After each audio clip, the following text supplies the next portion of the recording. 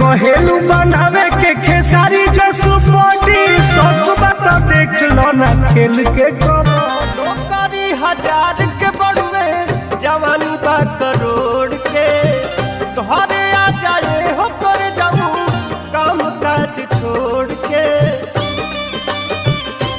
जैसे चिपक दीवार से वही में चिपक जा तू अपन भतार से ढेर दिन पनहर से अइलू हकार से रात भर मजा आ जलेबे दो तू प्यार से